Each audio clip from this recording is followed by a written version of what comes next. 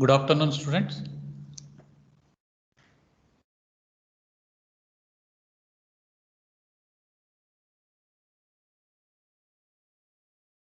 Are you able to hear me?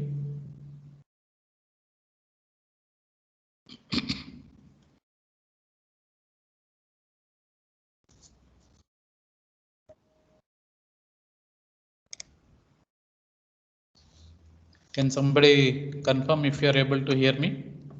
Yes, sir. Yeah, thank you.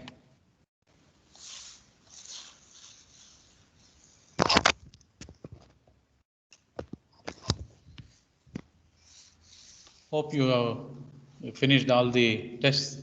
So we'll continue with our lab session. So today we will discuss about circular convolution. Okay. Last time we had done linear convolution and then linear convolution using DFT. Now we will do circular convolution using DFT. Okay. So I'll share the thing.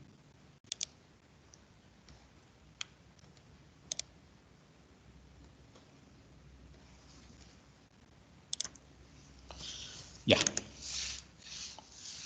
So let us discuss what is the circular convolution.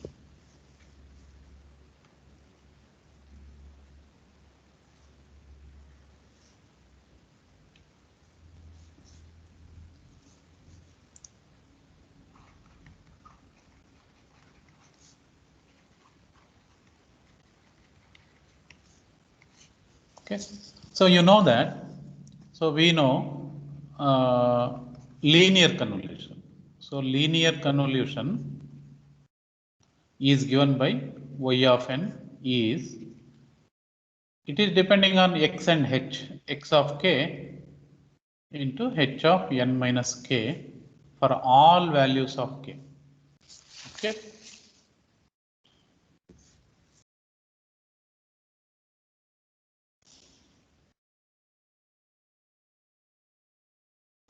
All values of k. Now, this is when the two signals are not periodic in nature. They are not periodic in nature. We do this. They can be infinite duration. We don't bother about the duration of the signals. But the periodicity, if they are not periodic, then we can apply this form. But if one of the signal is, if the signal is periodic,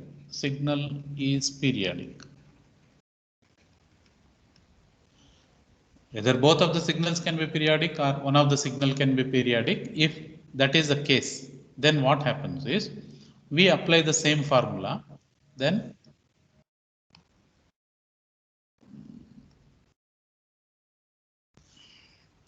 the convolution output, then we get some repetitive output.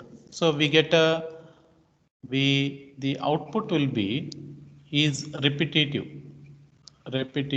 in nature. That is, some periodicity will be there because one of the signal is periodic.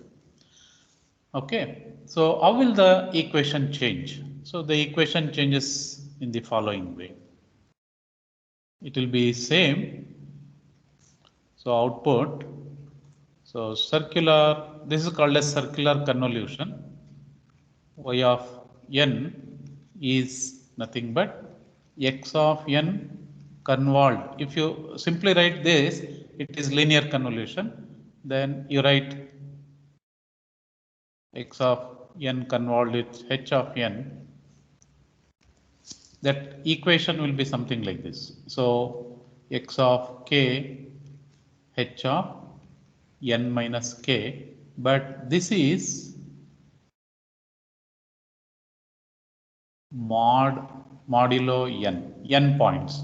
Therefore, this k will be going from 0 to n minus 1.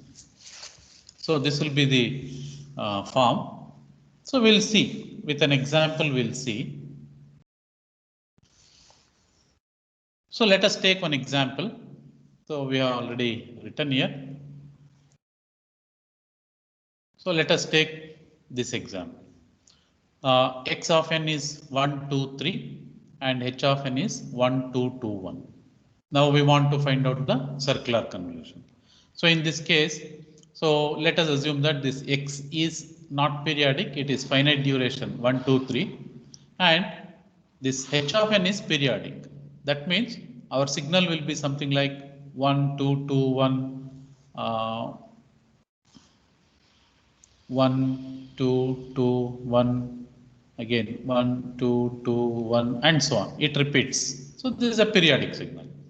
Now in the process of convolution, what we have to do? We have to fold one signal. We have to change the scale for both the signals. We have to fold one of the signal. That is, change the scale means x of n will become x of k, h of n will become h of k. We have to fold one of the signal. So assume that we will fold one signal, this signal. That folded signal is h of minus k. Folded signal we have to shift. We have to shift. Okay. And for each shifted position, we have to take dot product. So compute dot product. So that is the output at that instant of time.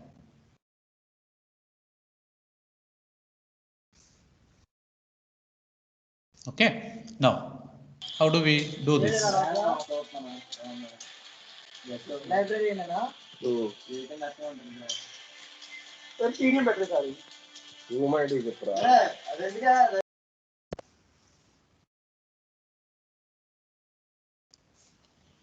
Okay. Now, how do we do that? So we have to do the convolution in this form. So you take the signal, x of n is 1, 2, 3. So this is x of n. So x of n is 1, 2, 3. And we'll take one example. I mean, we'll do it here. So x of n is 1, 2, 3. And h of n is 1, 2, 2, 1. So as per the procedure of convolution, what we have to do? We have to change the scale. So change the scale.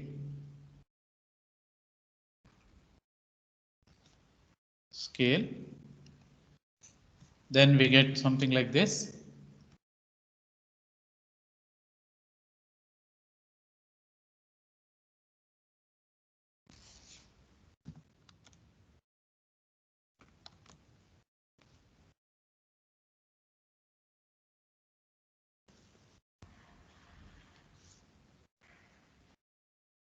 So x of k is this, h of k will be this. Then what we have to do? We have to fold one of the signal.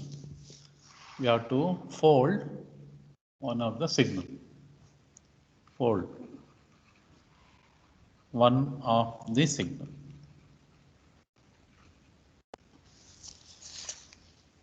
Then it looks like this.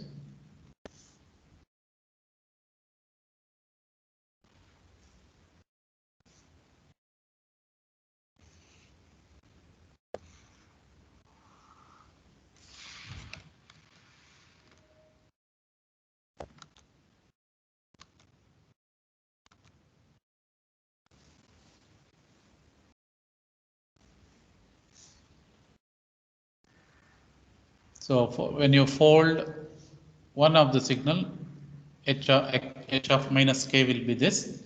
Sorry, I'll rewrite this one.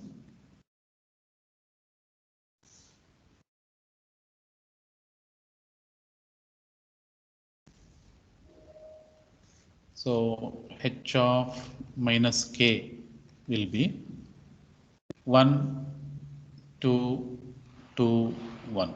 So we have folded this. So whatever was appearing at this point is now appearing at this point. Okay. So and so on.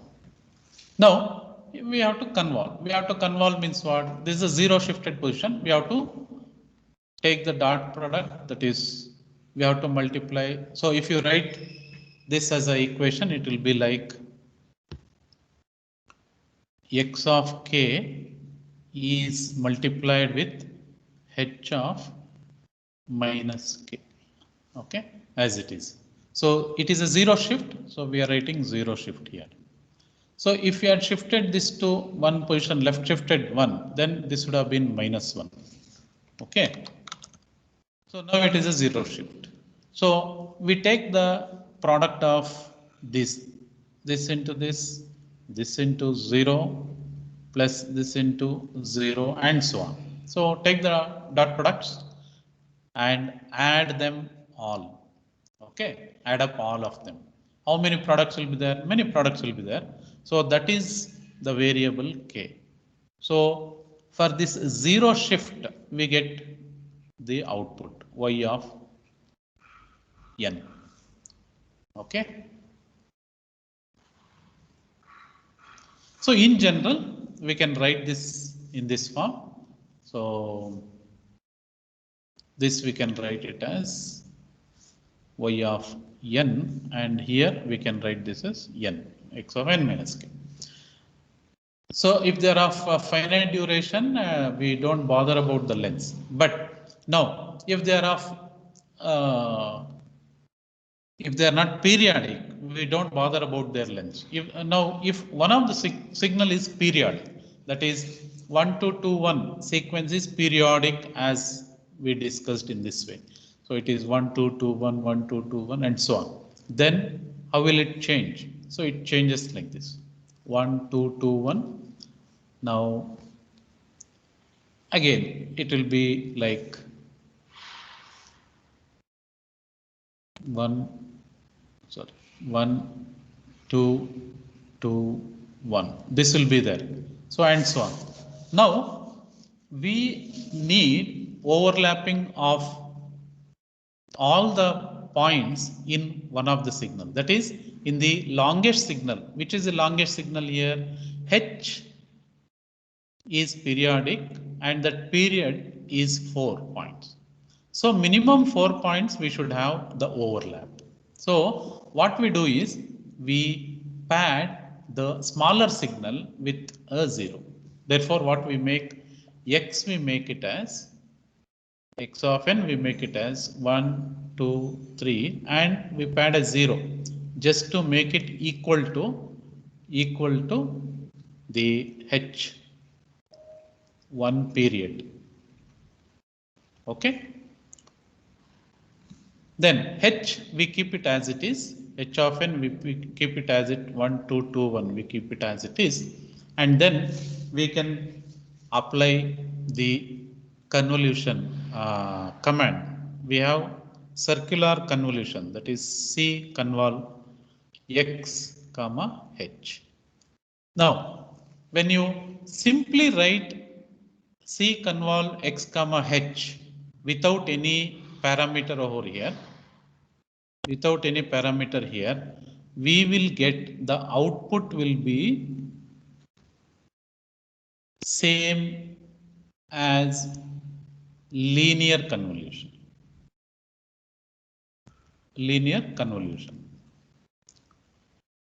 Okay, this is about MATLAB usage. Okay. Yeah.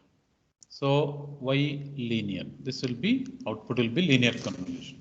But when you do circular convolution, the output will be only 4 points in length. Therefore, we have to specify explicitly circular. When we want circular convolution output, we have to specify x, h, and the 4 points here. Then you are going to get an output which is circular convolution. Okay. So what is a linear convolution? We'll compute here. So what is the linear convolution of 1, 2, 3 convolved with 1, 2, 2, 1? 1, 2, 3 convolved with 1, 2, 2, 1. Can somebody tell me the first sample?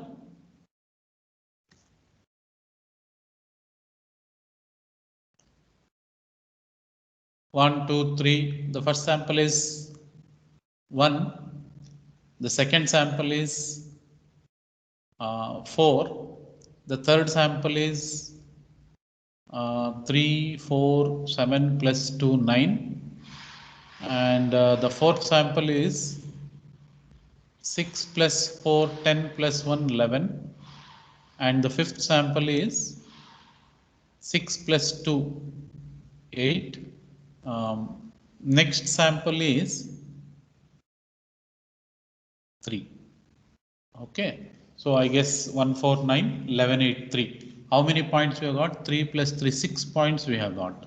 So is it matching with our standard check? So this is of 3 points length. This is of 4 points length. So this is equal to 3 plus 4 minus 1. So it matches actually. So the values, whether they are matching or not, we'll just cross check in MATLAB. So we are checking out this output. Okay, we don't specify the value over here and see whether we get these values 149, 11, 8, 3.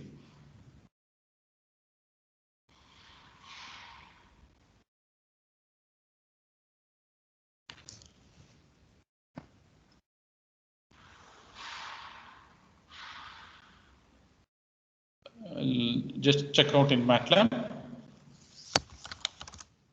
Let me specify x. X is 1, 2, 3, and h is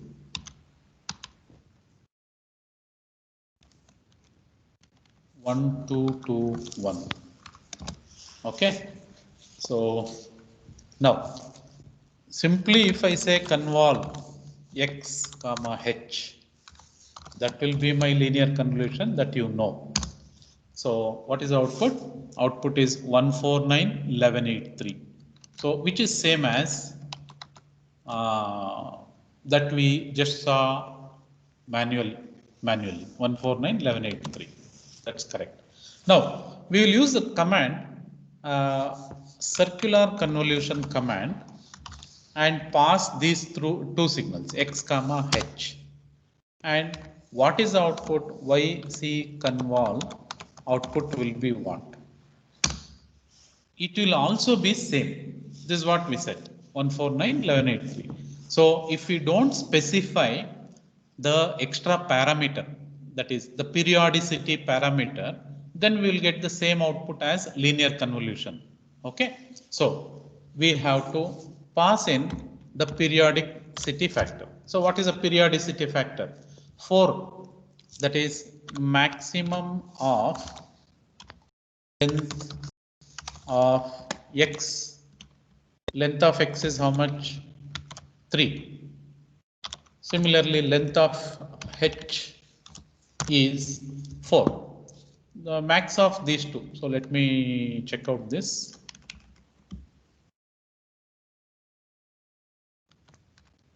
I'll comment this. I'll check out this. Max of length of x comma length of h. We got 4. So this is what we are passing in here. Okay. So then we get 9, 7, 9, 11. Okay. So this is a circular convolution. How do we do circular convolution? So we can do circular convolution. That means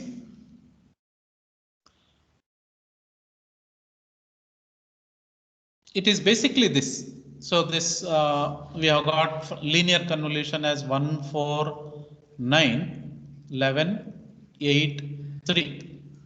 We are now expecting only 4 points in circular convolution output. Now, what will happen is the remaining 2 points will get distributed into the first 2 points. That is 8 will get added to this and 3 will get added to 4. So we get 9, 7, 9, 11. If at all we had done a circular convolution of 5 points, can somebody guess what would have been the output?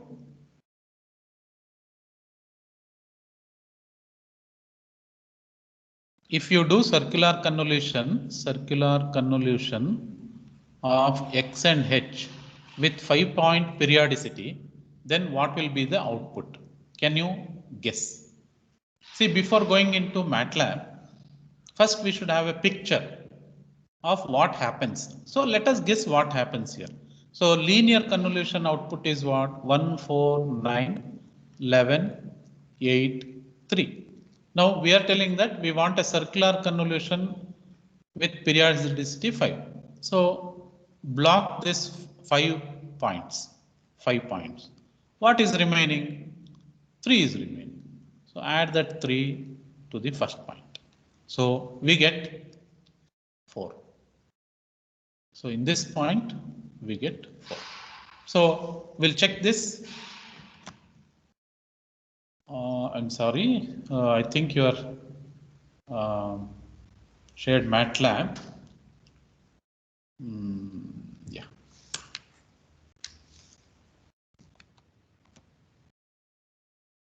So just now what I was explaining is this. I'll just yeah.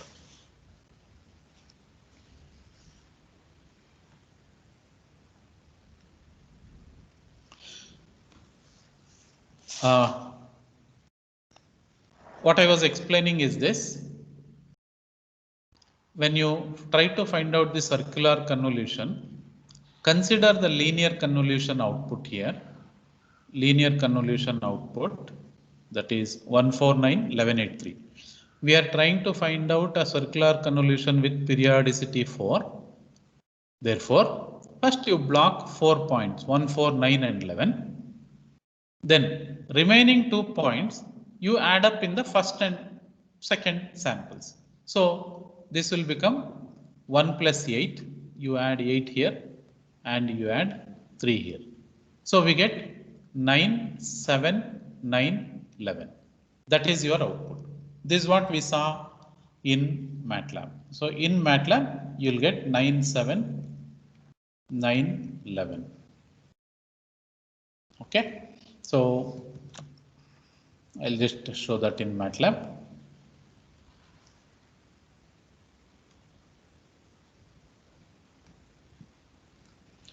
So this is what we told.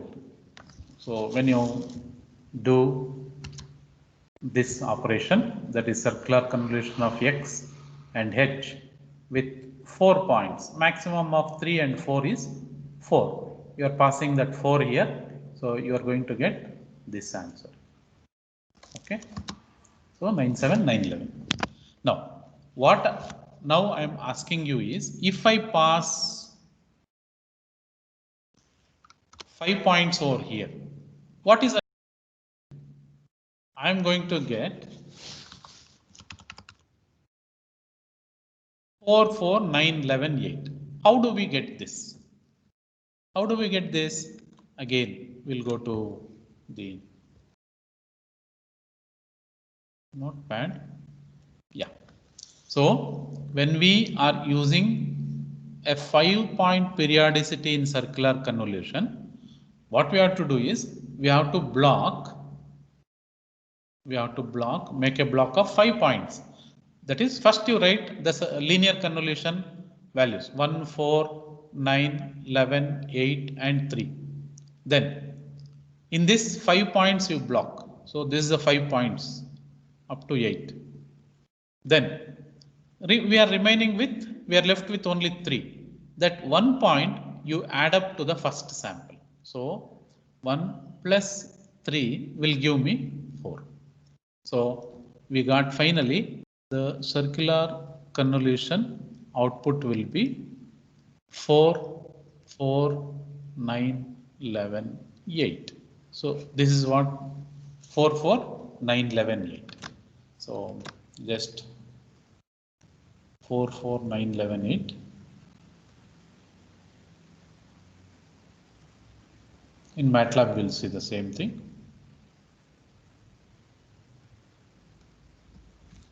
So we got the same output. Okay, this is about circular convolution in MATLAB. So if you want to see the general flow flow graph, it looks like this. Now, the same thing if you want to do in frequency domain. If you have to do the same operation in frequency domain, the output looks like this. So using DFT we can do. So using DFT we can do. How do we do that? So it is done in this form. So first you take x of n, that is the two signals x and h. We know the number of points in x is nx and the number of points in h is nh. Now we have to find out what is the max of, in this case this is 3 and this is 4. Now we know that we are going to use a property like multiplication in one domain is nothing but convolution in the other domain. Multiplication in one domain is same as convolution in the other domain. So we want circular convolution output. So this is in time domain.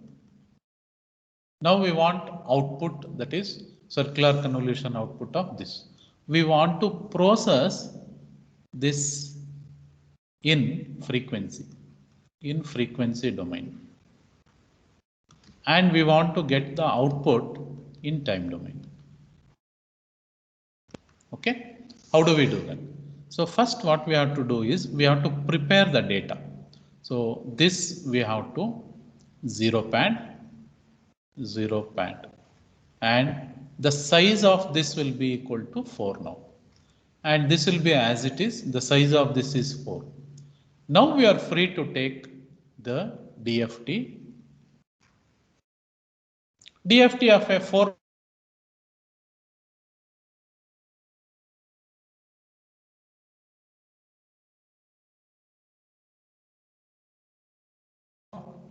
the 4-point H signal, we get 4-point DFT of H, that is H of K.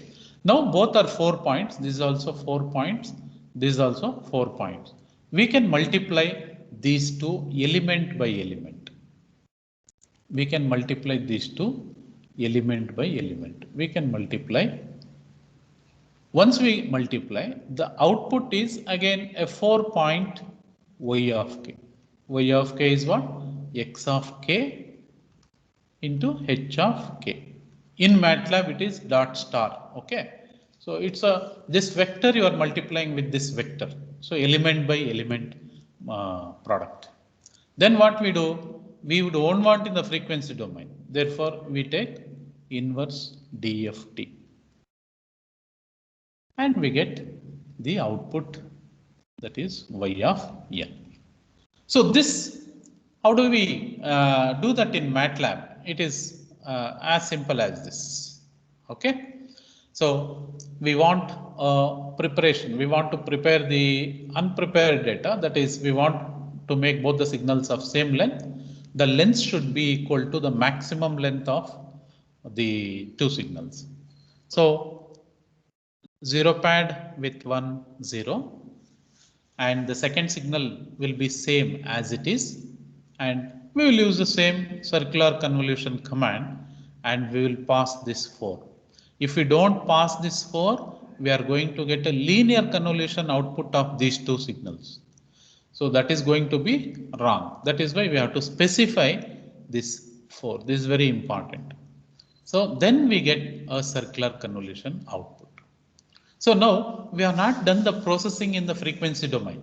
We have done this in the time domain. We will compare this with by processing the same in frequency domain. How do we do that? It is as simple as this. So once you have done this, once you have new x, we get the new x DFT. DFT of new x is, we don't have DFT command in MATLAB, therefore we use FFT, and we pass that variable nu x.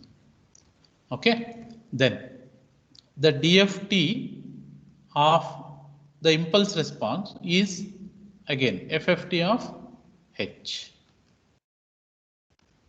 Now we are at this point. We have got the DFT of h and we have DFT of x. Now we want to multiply. So multiply. So DFT of new signal, that is the prepared signal, dot star DFT of h. Multiply these two. Give the output signals DFT version of the output. Okay. So, but we don't want, we are at this point right now. So this is why DFT. Okay. So this is at this point. But we want to come back to the time domain. Therefore, we have to take inverse DFT. So now you take inverse DFT, but the command is IFFT of Y DFT. That will give you the output in time domain. So these set of lines we will type in MATLAB and then see whether what we are getting is same as originally what we got. We got an output here. I don't remember. 97911. Okay. So we got an output of 97911. So by doing this procedure, are we going to get the same output? So that is what we'll see.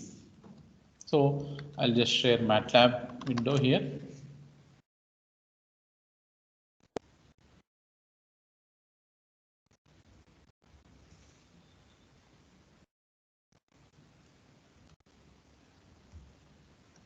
So what is that we discussed? We discussed we have to transform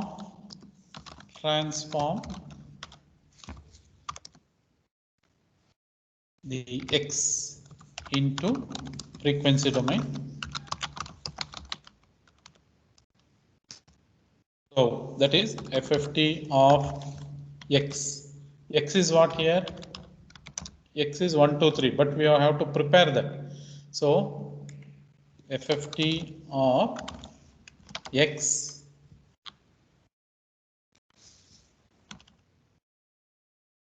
and pad 1 0 here. 4 points we want here. This is the DFT of new x. Similarly, DFT of h will be FFT of h. H is already 4 points. We don't have to do any preparation. Now we want to get y DFT, which is nothing but multiplication of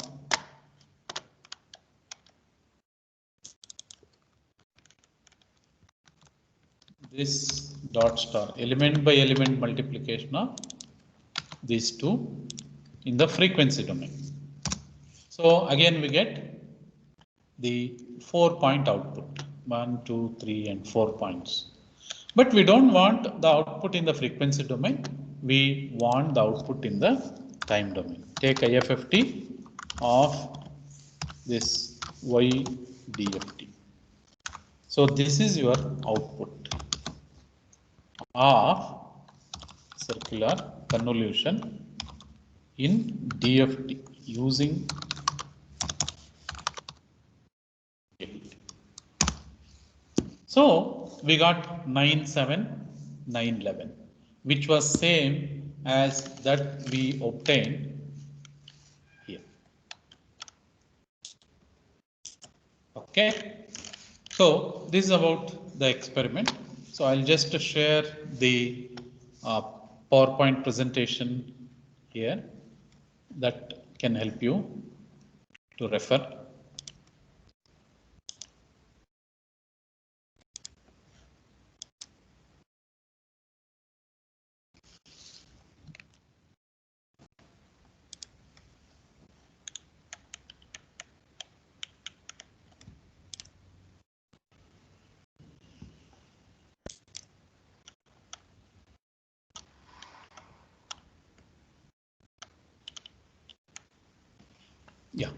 So you can look at this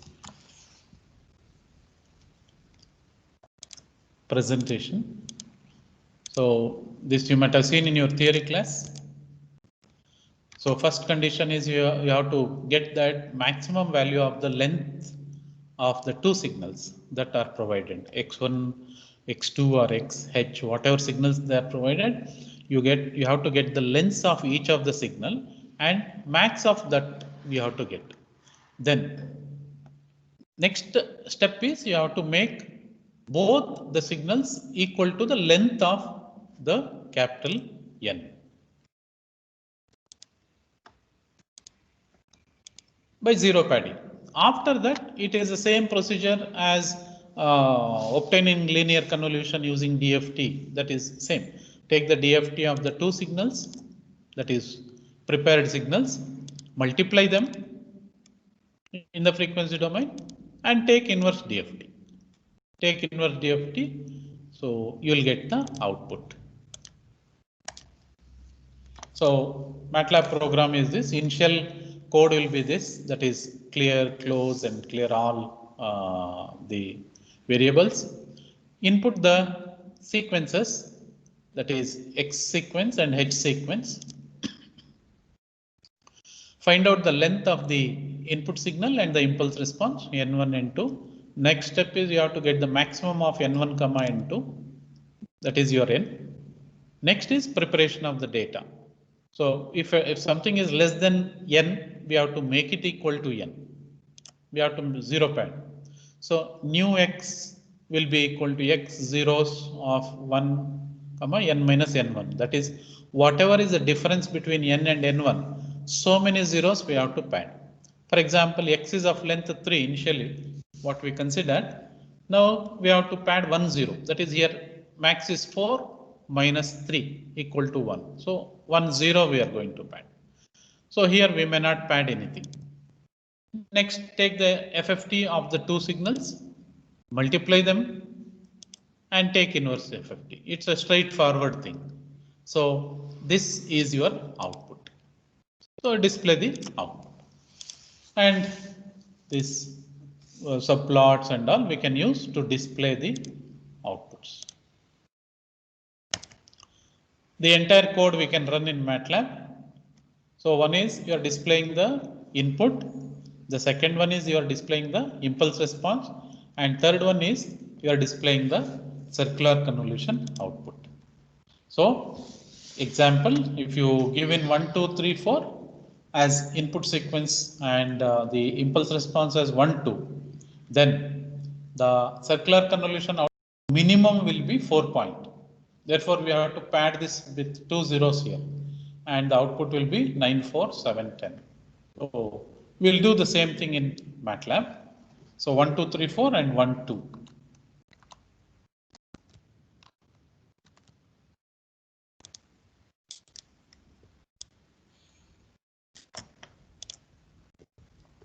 So last time I had shared you the code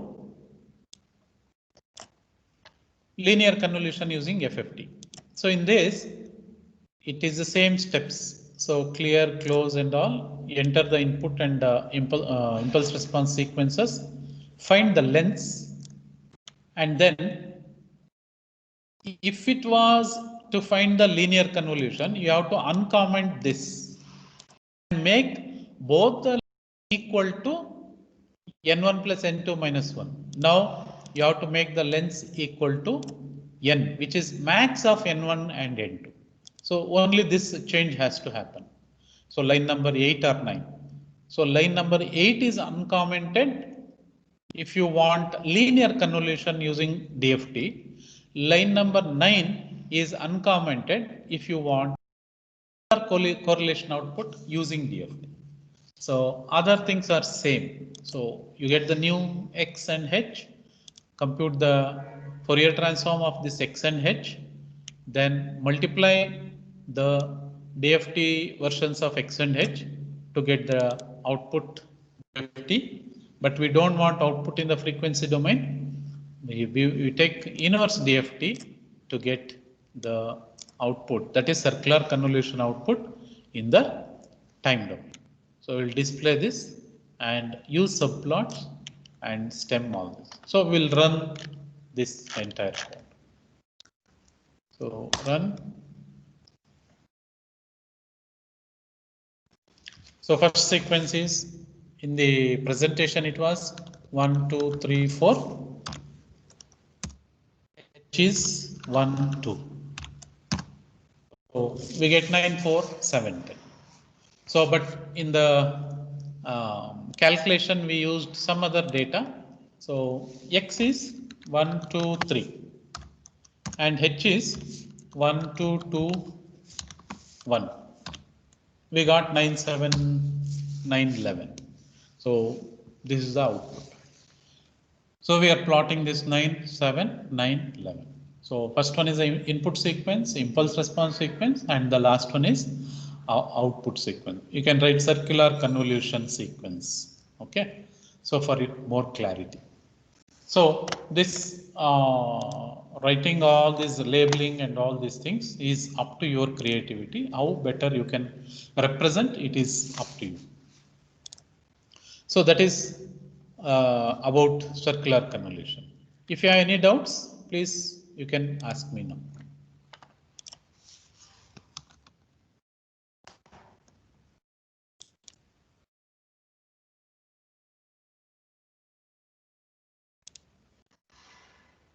Any questions?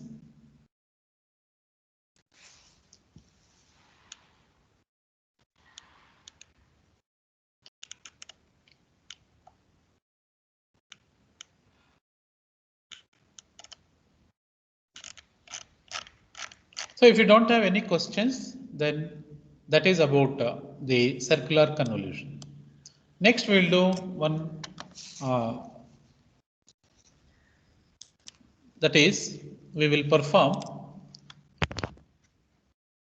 the estimation of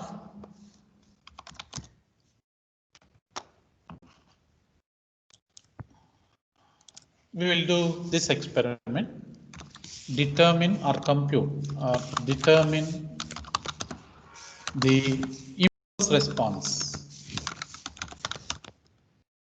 of a system given the difference equation. Okay, so difference equation we know, so I'll just go back to the working file.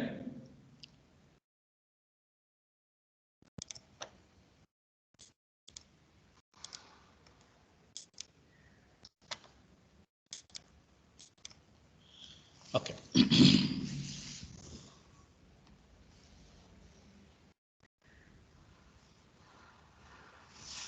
So what is that we are trying to do now?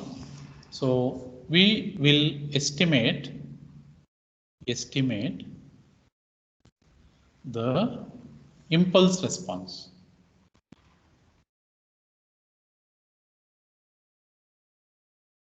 of a linear time invariant system defined by a difference equation.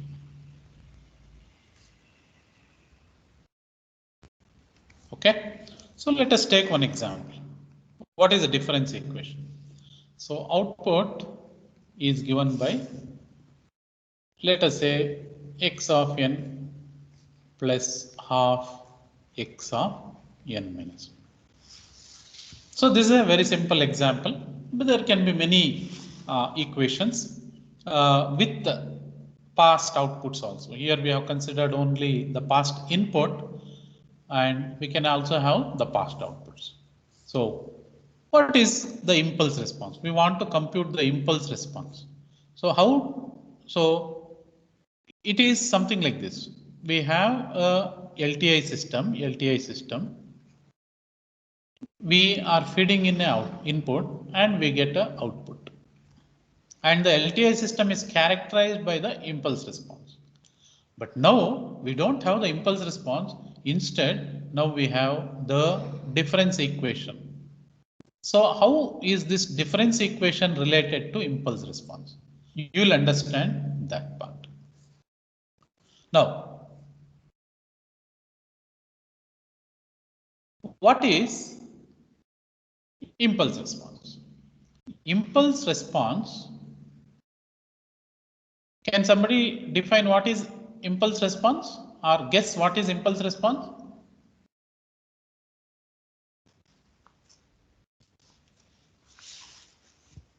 What is impulse response?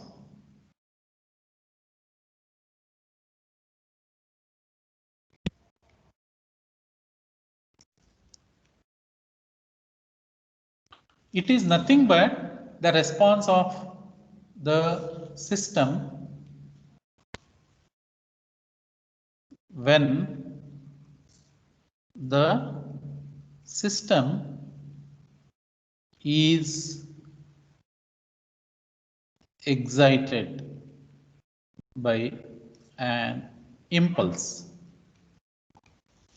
That response is called as impulse response. Now, so what is step response? If the input is a step, whatever output we get, that is a step response. Okay, so now,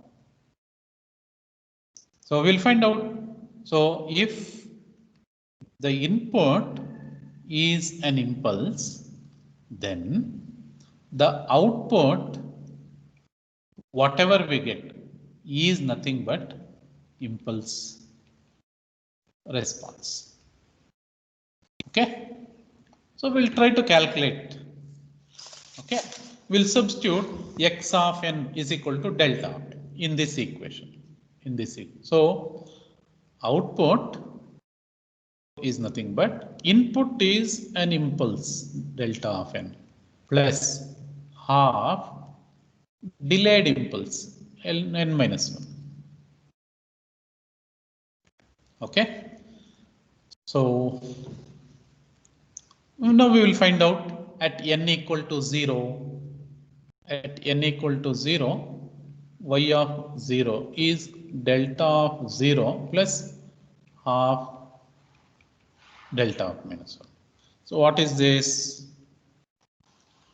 We know that delta of n equal to 1 when n equal to 0, and it is 0 otherwise.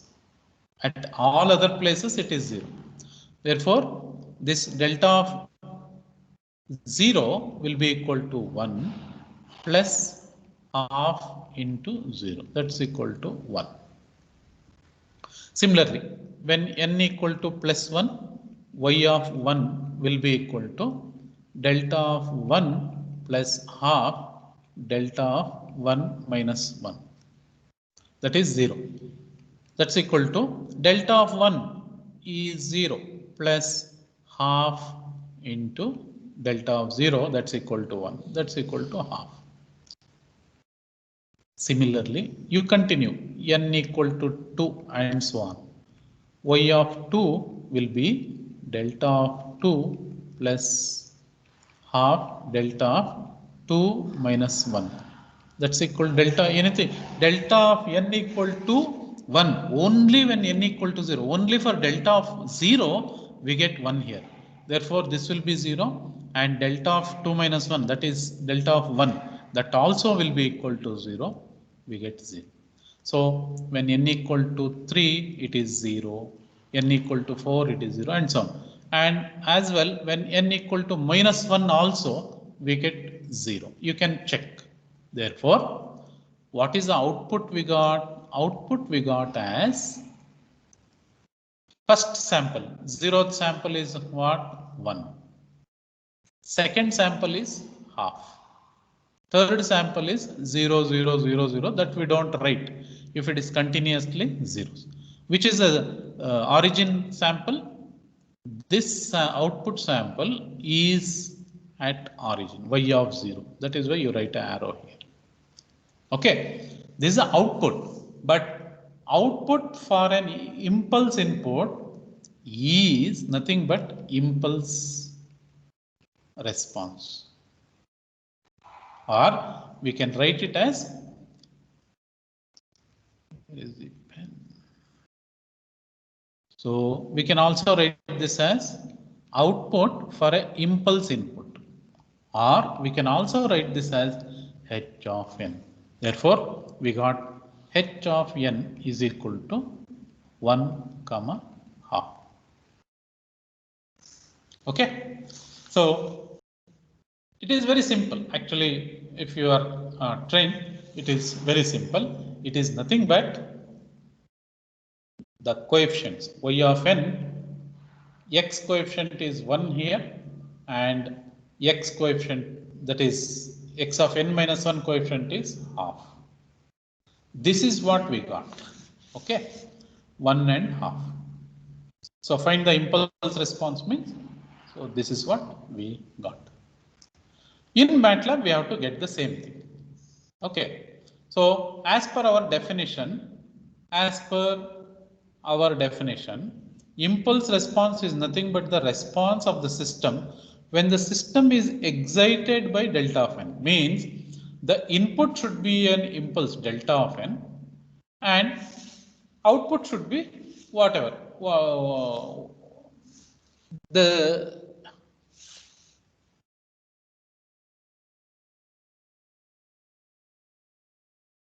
So whatever output we get is representation of the system.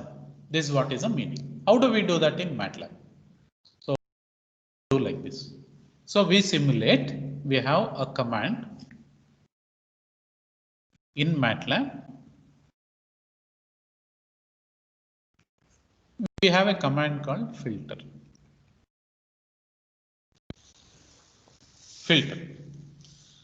So we use this command. So here the inputs for that filter command are nothing but the coefficients of the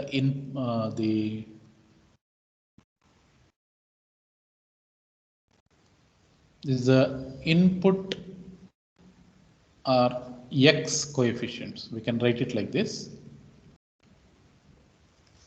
And we may have y coefficients here. Y coefficients. Okay. So y coefficients we can write like this. So x coefficients normally we write it with a variable b. So we write like this. So b coefficient is nothing but what is the first coefficient? That is 1. What is the coefficient for a delayed input? That is half. And the y coefficients we use the variable a. So now in y coefficient we have only one component, that is y of n, and that coefficient is 1. So these two things we use for the filter command.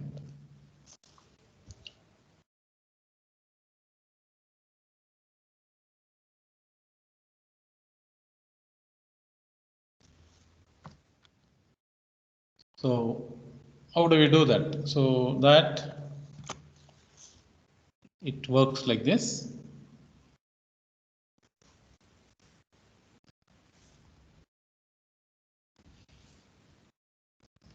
So in MATLAB, you write filter the input coefficients b and the output coefficients a, and we have to pass the input here, input, and that will give you the output. Okay. Now what is the input? Input should have been delta of n. How do you simulate? Delta of n is what? Only when n equal to 0 it is 1, at all other places it is zeros. So simulate this. How do you simulate this? So the input, so delta you can write it as 1 followed by many zeros. Then you write the input is delta. So whatever output here you are going to get, this is your impulse response.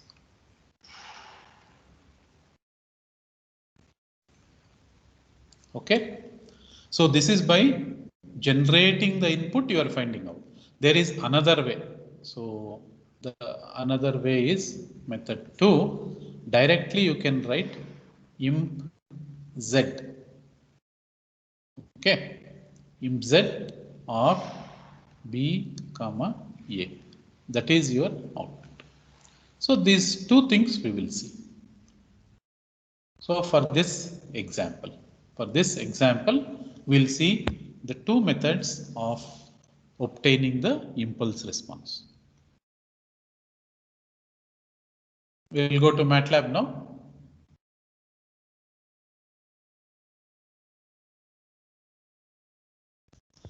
Okay.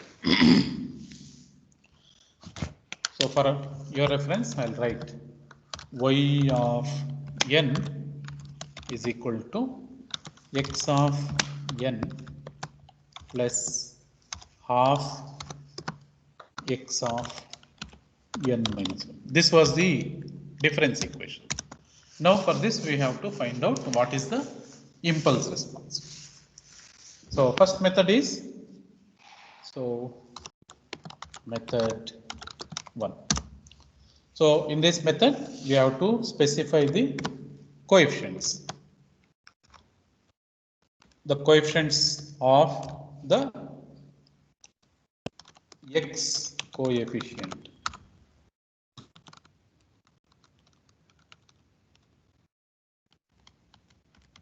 So x coefficients are what? X of n coefficient is 1, x of n minus 1 coefficient is 0.5. You write this. Similarly,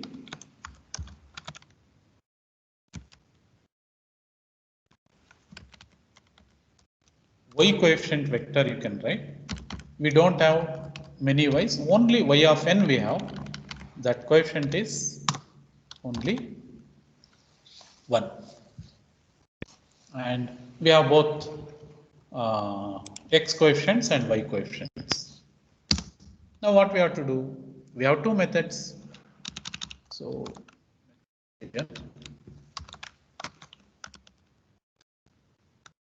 method 1, you generate an impulse signal as input. Okay, so delta is nothing but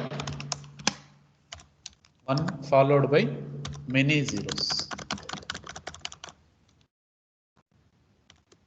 Okay, this is left to us. But when it is a IIR filter, when there are many y of n coefficients, then we will have a different method. Okay. Now we use the filter command, pass the input coefficient vector and the output coefficient vector with this input, and we get the output for this delta input. Output for delta input. This is the output for delta input means what? Impulse input. Okay. We can just see the output. So we'll select this and see the output. Execute. So what is that we have got? So we got 1 and 0.5 as the first and second sample, and all other samples are zeros. As expected, we got the output. Using method 2.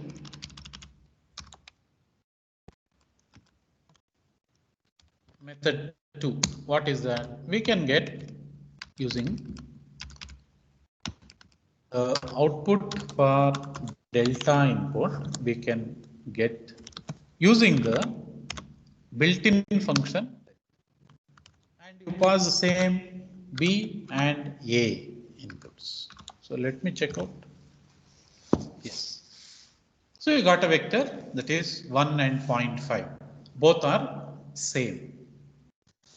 So we have verified using built-in function.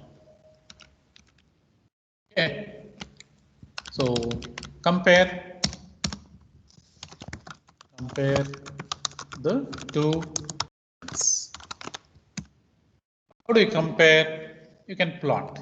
You can subplot 2 rows, first column and first figure. You plot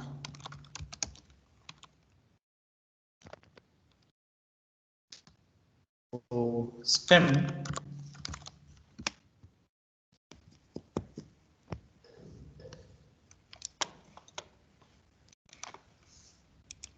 the y delta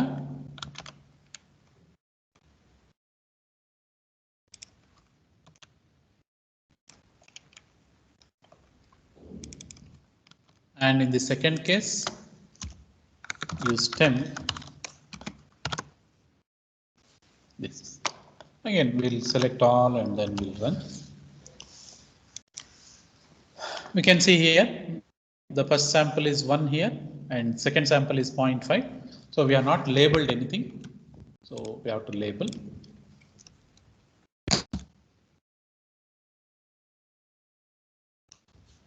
Y label.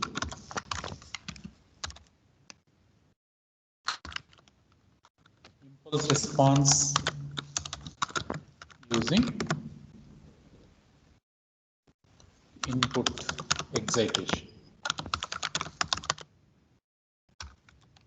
And similarly here we can label using built-in function.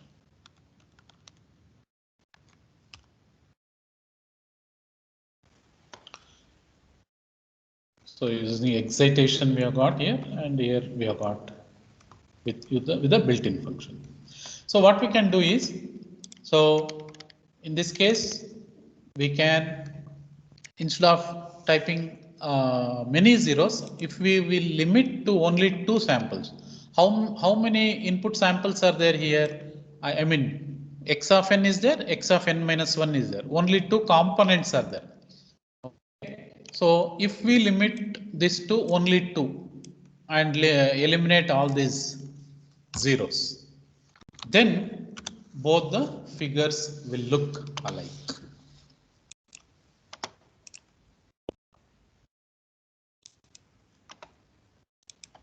Okay, both the figures will look alike and both the outputs are same.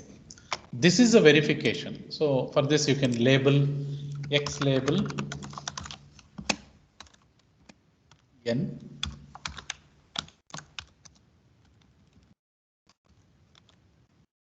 Okay. And title you can say impulse response difference equation.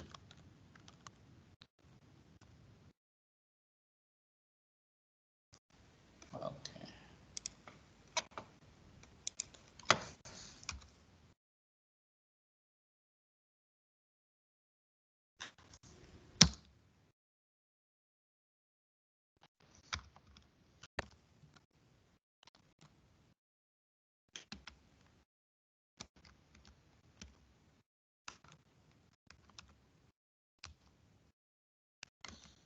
Okay.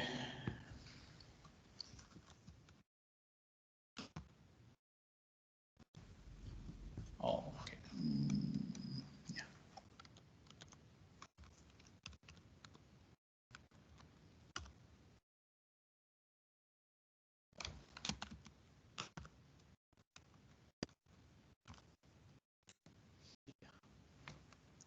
So we are trying to find out the impulse response computation. So subplot this and here we'll say this is the title instead of the y label. We'll make this again a title and overall title we'll give this super impulse response from computation difference equation. So clean up this CLC. Initially you write CLC clear and close on. So these 3 lines you write and You select all the lines and press F9 and then you will get the output. So this is impulse response computation from the difference equation. You are given the difference equation, you have to compute impulse response. By giving the excitation, you get the impulse response to be 1.5. Using the built-in function you compute, you will get 1.5. Okay, so this is a verification. Now what we will do is we will change a difference equation. What if the difference equation is 0.5 x of n into 0.5 x of n minus 1. So what will change here? B coefficients will change here. So B coefficients will change here. Then what do we expect in the output? We expect to be half and half. So you see here half and half, half and half. So we are able to verify. Now we will take another difference equation which is a bit more complex, something like this. So there is something like y of n plus 0.25. You might be very familiar with y of n plus 1 by 4, y of n minus 1. Okay. Okay, this term may be other side also. Okay, is equal to, you may have something like this. Okay, if at all you have something like this, you have to rearrange this equation. So you have to rearrange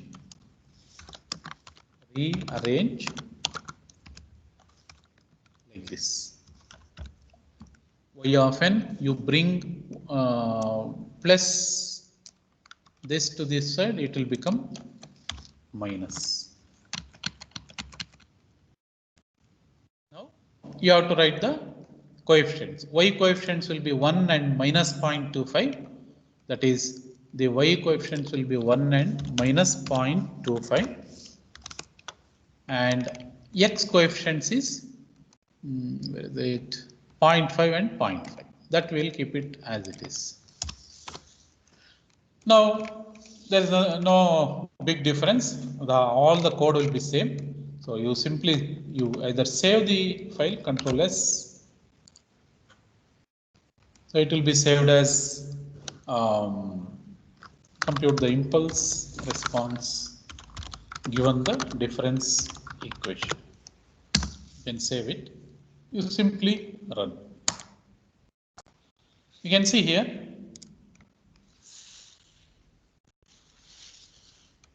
So impulse response using the input excitation is yes. You can see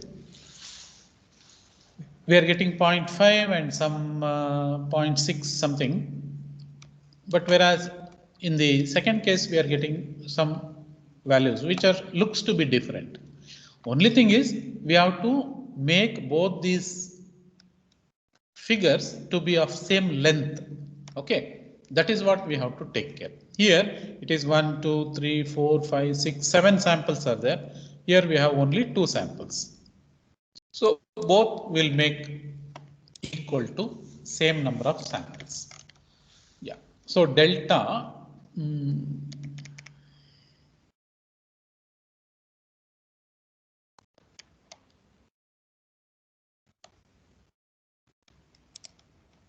so we'll see this command, right click, help on function, imz. So we can specify the number of samples here. Okay, we can pass n here so that we will get the samples. So that we can make it simple here. So delta, now it becomes easy. So if at a delta function, if it is 0, 0, 0, 0, 0, whatever it is, get the length of delta over here. That is your n. Okay.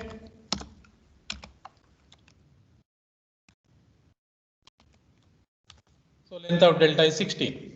Now what you can do over here is imp z, in the second case, imp z b comma a comma n. We'll get the output here. Okay. Now that's all. Now we have generalized this. So how many ever zeros you want, you can just add up and see. So this is exactly, both the methods are fetching us the same values. If you want, you can just use this cursor and check the fourth sample here. And here also you click on the fourth sample, you see both are same. Okay, randomly check somewhere at the 8th or 10th sample. So 10th sample is 9.5 in 10 raised to minus 6. Here this is 9.5 into 10 raised to minus 6. So the impulse response we are able to obtain in two methods. One is the by exciting the system with a impulse function. The response we are plotting it here, that is nothing but the impulse response.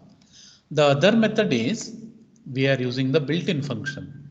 Okay, so this is about the computation of impulse response from the difference equation. With that, if you have any questions, you can ask.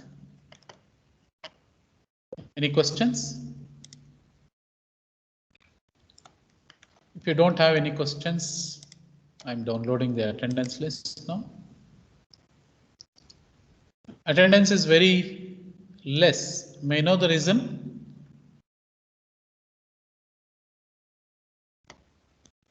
No.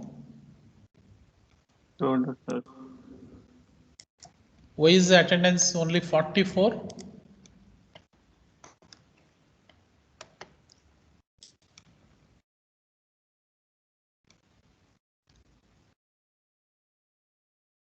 Okay, this is only one section, correct. Okay. Any questions you have? Any doubts you have? See, if you learn how to use MATLAB, you can enjoy, you can experiment whatever theoretical aspects that you are studying. Okay. That's from my side. You can do a lot of simulations, you can do a lot of projects. If you want project ideas and all, then you can meet me. I can suggest you. Okay. So, any questions you can ask me, otherwise we can take leave.